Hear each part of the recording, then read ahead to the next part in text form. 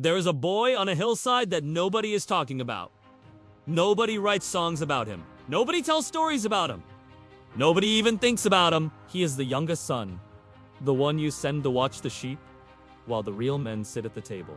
His name is David, the youngest son of Jesse, born in a small, forgettable town called Bethlehem, a place nobody expects greatness to come from.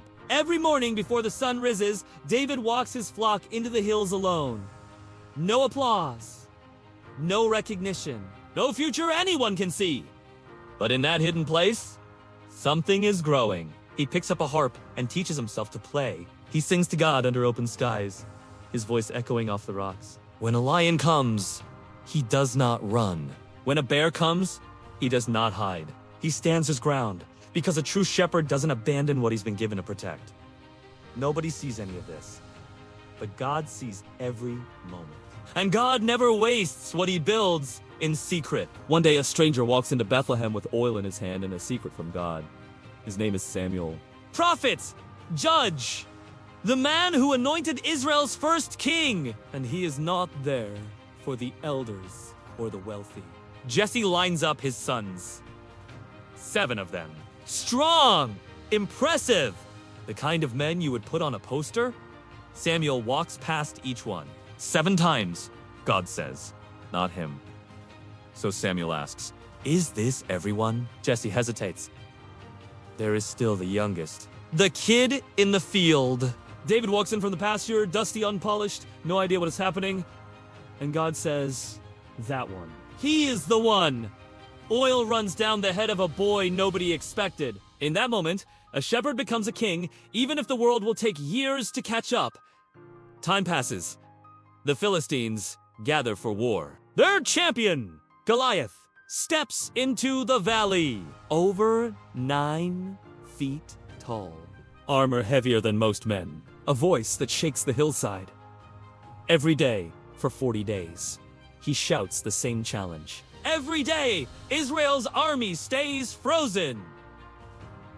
Not the commanders, not the veterans, not even King Saul moves. Then a shepherd boy shows up with bread and cheese. He hears the giant. He sees the fear. And he asks one question.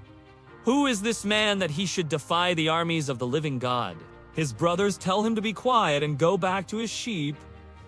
But David is already decided. He turns down Saul's armor, walks into the valley with a staff, a sling, and 5 smooth stones, and the faith he learned in the fields. Goliath laughs. Am I a dog that you come at me with sticks? Come here, and I will give your flesh to the birds. David doesn't flinch. You come with sword and spear? I come in the name of the Lord of hosts. Today the world will know there is a God in Israel. He runs toward the giant. 1 stone, 1 throw. The rock sinks into Goliath's forehead. The giant falls. The ground shakes. And suddenly, the boy nobody called in from the field has just changed the course of a nation. David becomes a commander. Victories pile up. Crowds sing.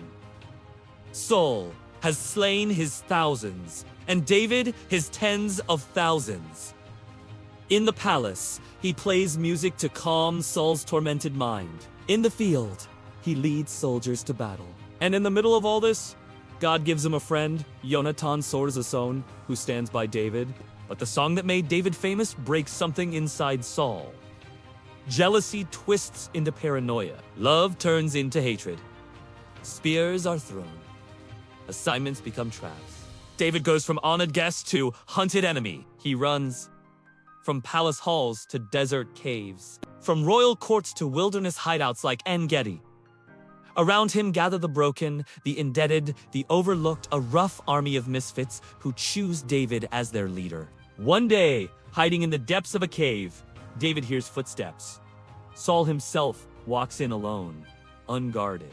David moves through the darkness, knife in hand. But instead of killing the king, he cuts off a corner of Saul's robe. When Saul steps back into the light, David follows, holding the torn fabric. I could have killed you. I chose mercy. Eventually, Saul dies in battle. The tribe of Judah anoints David. Then, after years of conflict, all Israel comes and crowns him king. David captures Jerusalem, brings the ark into the city, and dances before the Lord with all his might. The shepherd is now the most powerful man in the nation. Israel enters a golden age. And that is when the most dangerous test arrives. Not on the battlefield, on the rooftop. From there, he sees Bathsheba bathing. She is beautiful. She is Mary. Her husband Uriah is one of David's loyal soldiers. David sends for her. What follows is not a love story. It is abuse of power. It is adultery. It is sin. When Bathsheba sends word that she is pregnant, David panics. He calls Uriah home, hoping he will sleep at his house and cover what David has done. But Uriah refuses. So David writes new orders, placing Uriah at the front and pulling the others back. He signs Uriah's death with his own hand. Uriah dies. David takes Bathsheba as his wife. To everyone else, it looks like the king has done a noble thing, but God has seen everything. He sends Nathan with a story about a rich man stealing a poor man's only lamb. David explodes with anger at the injustice. Then Nathan turns and says, "You are that man." In that moment, the mask comes off. David breaks. I have sinned against the Lord. Out of that collapse comes Psalm 51, the prayer of a shattered king. Have mercy on me, O God. Create in me a clean heart. God forgives, but the consequences are real. David's family begins to fracture. A son named Absalom will later rise up in bitterness, steal the hearts of the people, and declare himself king in Hebron. David, the mighty warrior, flees Jerusalem barefoot and weeping while his own son marches in as the new king. The rebellion ends with Absalom dead, and David crying, my son, my son." Near the end of his life, David is old, weak, and confined to his bed. He appoints Solomon as his successor. After 40 years on the throne, the warrior shepherd finally lays down to rest. He leaves behind a united kingdom, a royal line. Songs that still teach us to pray, and a story so deep in history that we're still learning from it centuries later. Prophets begin to speak about a future son of David, a king whose throne will last forever. David's life is not the story of a flawless hero. It is the story of a forgotten boy God saw and a fearless youth God used.